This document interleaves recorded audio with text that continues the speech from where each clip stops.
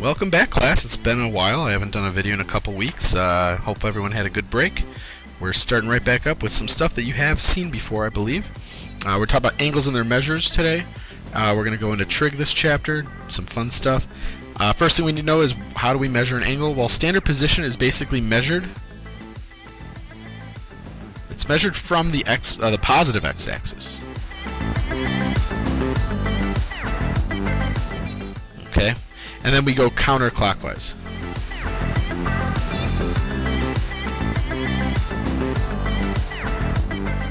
Okay, so, and then if you go the otherwise, when we go clockwise,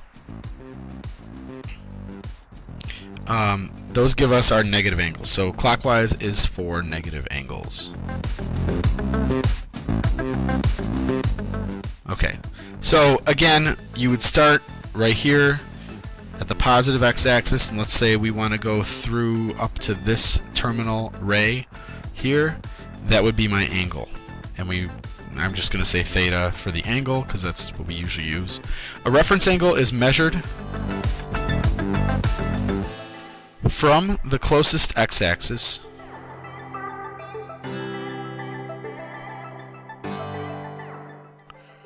and it's always between 0 and 90.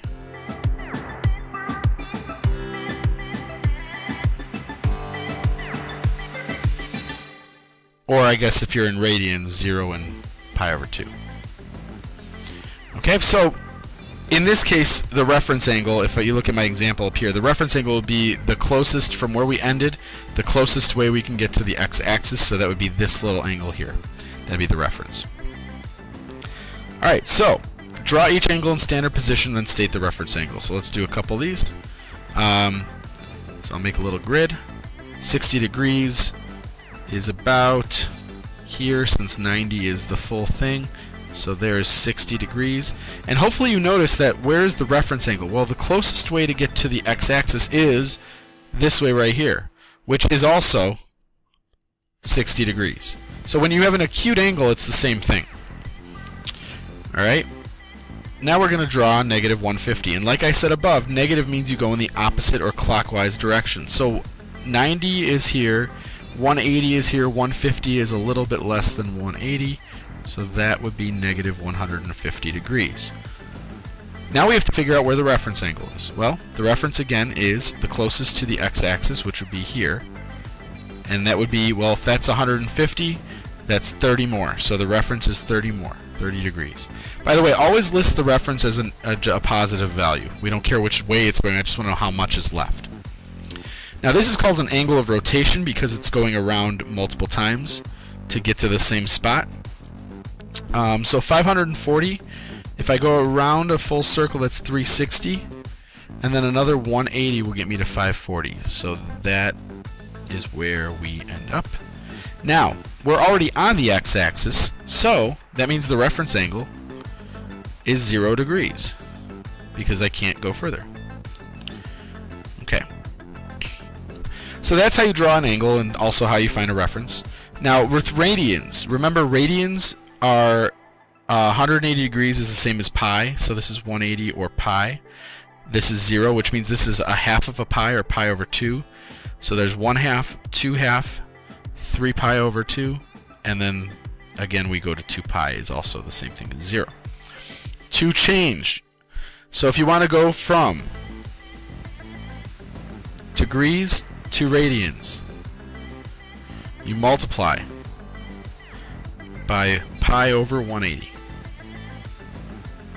If you want to go from radians back to degrees, you do the opposite. You multiply by 180 degrees divided by pi. Okay. So write down those two conversions. Pause the screen if you need to. I'm going to keep going. So it says convert each angle from radians to degrees, graph in standard position, and state the reference angle. So we're going to do all this in degrees for now. So 4 pi over 3, we're going to multiply. This is in radians, so we want to convert it to degrees. So to do that, you just multiply by 180 over pi. And what happens is the pi's will cancel. So you just have to figure out what 180 times 4/3 is. And you get 240 degrees. So now we can draw 240, which is almost 270. Okay, and the reference would be the closest to the x-axis, which is 180 minus 240, which is a reference of 60 degrees. Okay. Here, we're going to multiply by 180 over pi again. So we cross these out.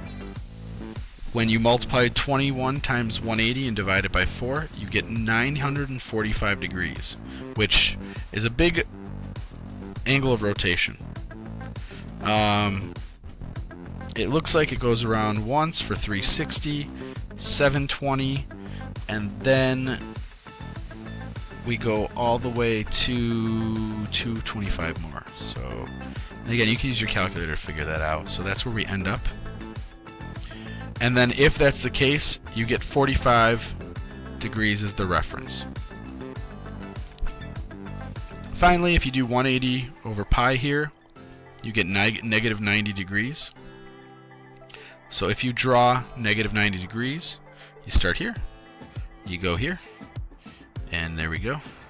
And to get back to the x-axis, it is a reference of 90 degrees. So that's how we draw angles. Again, this should be pretty simple for you guys, in the sense that I think you've seen it. Alright, so now we're going to do it without converting. This is the harder part, because we're going to, again, use our fractions.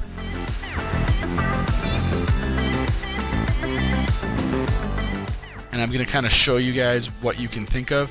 So to find where the angle belongs,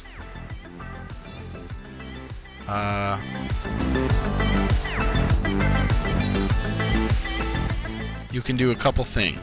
You have to first ask yourself, is it close to 0, 1, or 2? And then you have to say, is it bigger and smaller than that number?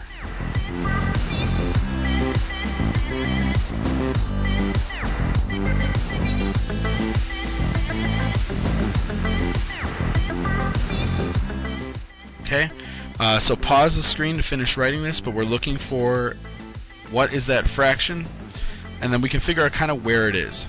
So pi over 6, that's pi and dividing it into sixths. So 1/6 is the same thing as about 0.11 or 1667, I believe.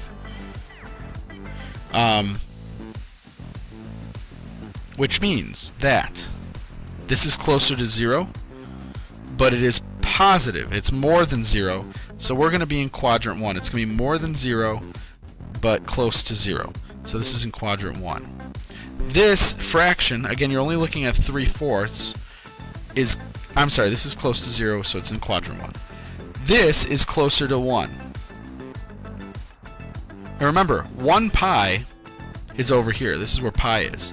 So it's close to there, but it's not quite. It's going to be here instead, which is in quadrant 2. This one is a little bit more than 1, 7/6. So we're going to be here, which is in quadrant 3. And then if you do 5/3 is 1.67. If you did that in your calculator, 5/3. Again, we're not doing anything with the pi value for this.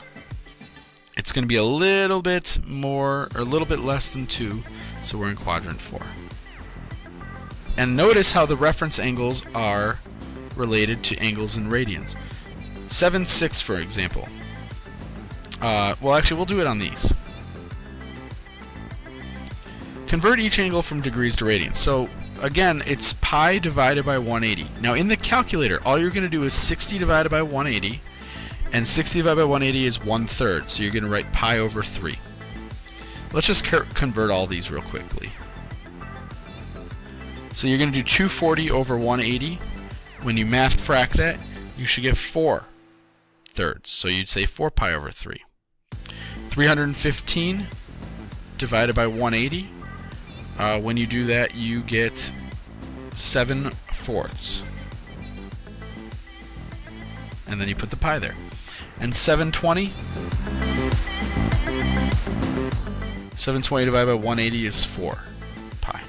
So those are my angles. I now draw them. We know 60 degrees is about here. That's also pi over 3. And since that is in the first quadrant, the reference angle to get from here to here is also pi over 3. To do 4 pi over 3, think about where 240 would be. 240 would be past 180, but not quite to 270. So that would be 4 pi over 3. Now here's an easy way to remember this. Think of it's the denominator of the fraction tells you kind of what your reference angle is. So a pi over 3, 2 pi over 3, what is 3 over 3? Well, 3 over 3 is 1 pi, which is right here. Which means that to get from 3,3 to 4,3, this reference is just pi over 3. We needed one more pi over 3 than 180. So it's like going more, one more. 7 pi over 4, 315 is almost 360. So it's right here.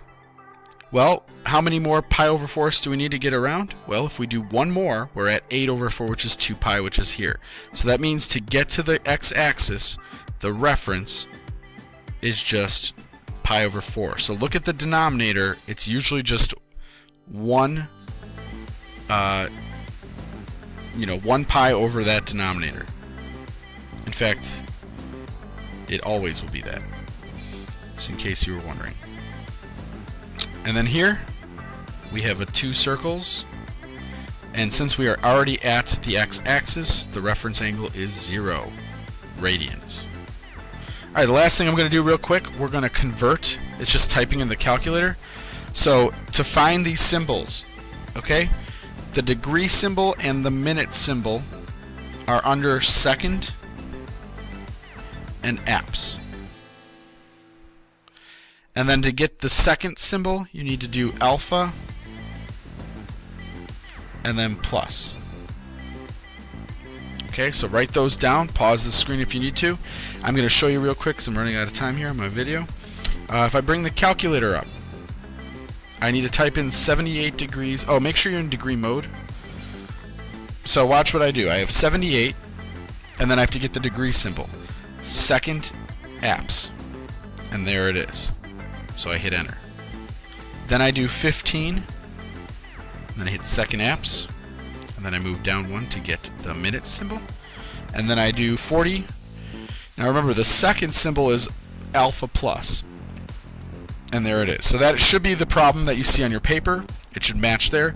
You hit enter, the calculator will give you it in decimal form and round to 2, so we'd say it's 78.26 degrees.